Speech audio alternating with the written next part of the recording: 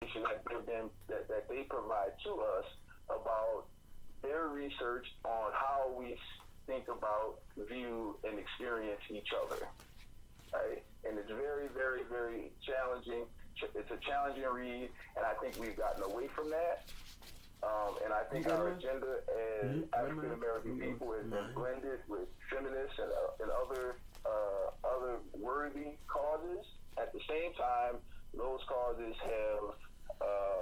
have taken the focus away from us specifically as African American people.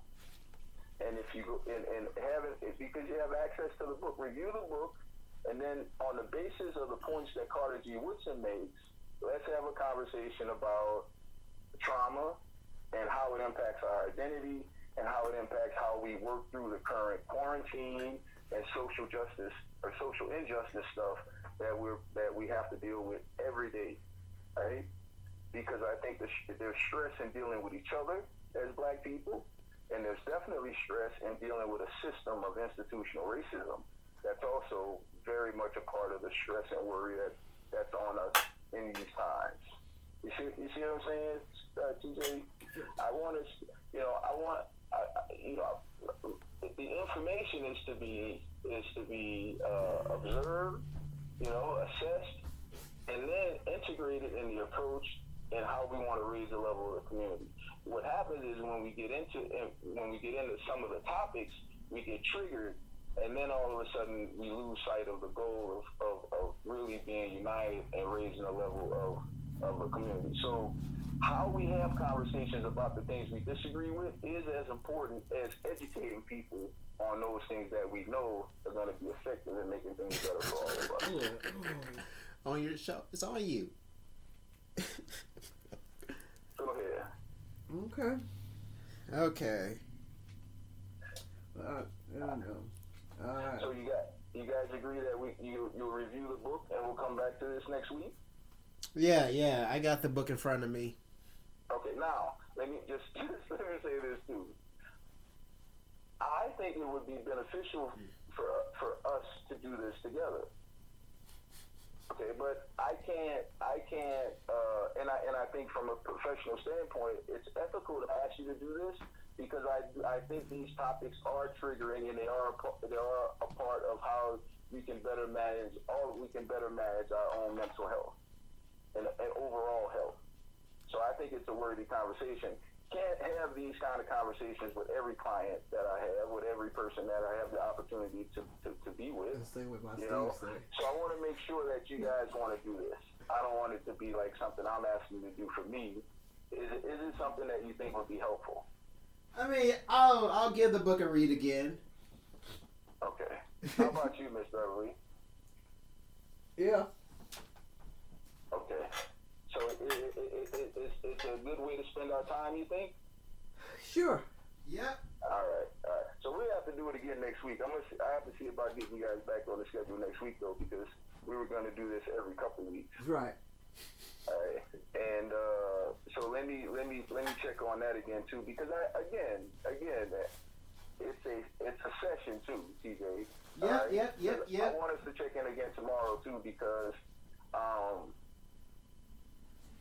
I think it'll be helpful because I think in many ways I'm close to the age of your brother. So I think conflict or any kind of incongruence in our relationship, I think is good. It's good. Okay? Even when you feel triggered and you mad at me, right? I wasn't triggered today. I just want to let you know I wasn't triggered. What? What do you call that? I had to turn the volume down on my phone, man, when you started talking, man. Oh shit. That's not me triggered. I'm gonna just let him know. That's not me triggered. No. Well, maybe it was me then. Maybe I was triggered. Okay, but again, I would really appreciate you guys reviewing that. TJ, I gotta look at the schedule, see what we got for tomorrow. But I would really appreciate you guys reviewing that and us working through it for a lot of reasons. First of all, because it distinguishes the Black Lives Movement. It distinguishes that from grassroots, on your doorstep, on your sidewalk, kind of work that needs to be done. So if that doesn't attend to that, what does? And I think that's a healthy conversation for us to have for our benefit and for all the lives we're going to touch as a result of that conversation. All right. You know, and personally, me and you being in disagreement, TJ, I think is healthy. Okay. All right. Okay, so you guys ready to get rid of me? Y'all had enough? TJ, he just walked out the room for a minute. He left. Yeah, I won't wait till he comes back. You guys, how are we doing, Miss Beverly? Okay. I mean, how are we doing in terms of the conversation we had today, and how are we doing with the relationship, with the trust? Okay, I think. Okay. How can you say you think? I don't know. I don't know why I said you think. Okay. I mean, I think. I don't know. Right. I think so. All right. And you feel okay about us coming back to this next week? I just want to make sure. Yep. Okay. TJ back?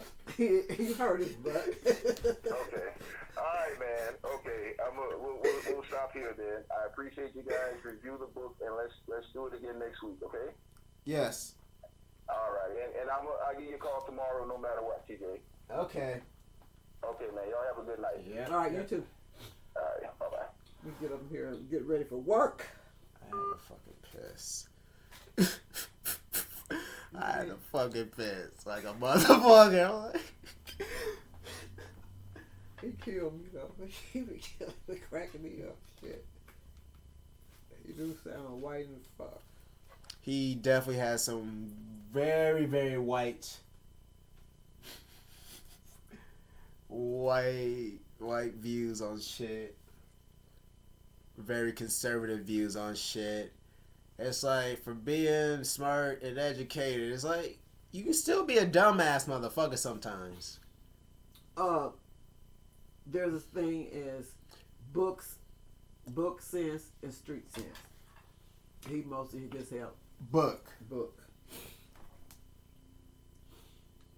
It's just like, I would... That's funny as fuck. I thought this was a joint. Oh, yeah.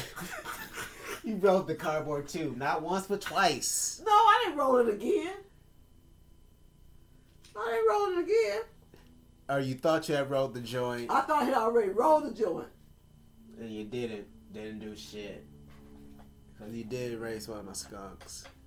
Take mans and go upstairs and get ready. Scissors. I don't have scissors.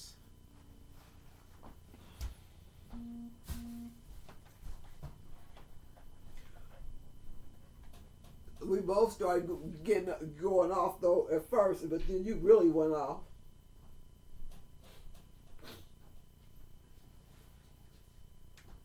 No, cause he's just. It's just that I'm so sick of hearing those specific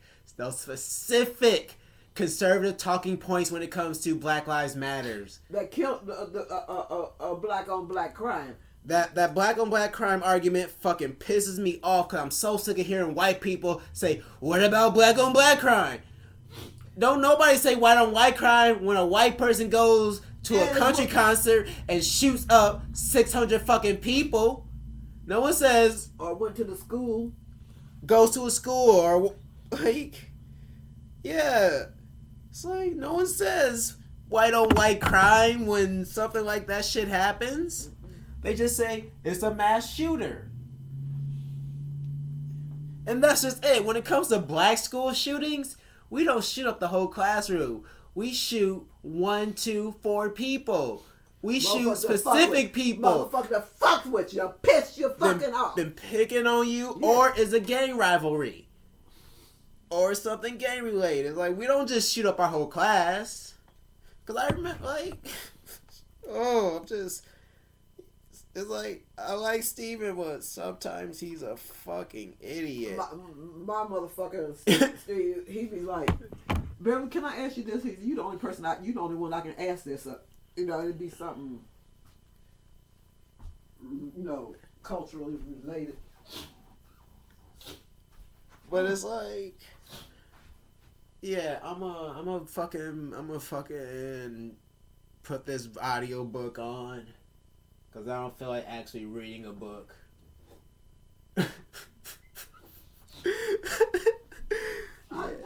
I got it right in front of me. I do got it right in front of me on my computer. Oh. What the fuck you talking about? Look, you want to come see it? I got it in front of me. I thought you meant the actual book. Hell no. Digital. Fuck Audible. I got the audio book in front of me. I think that's where I'm gonna end this.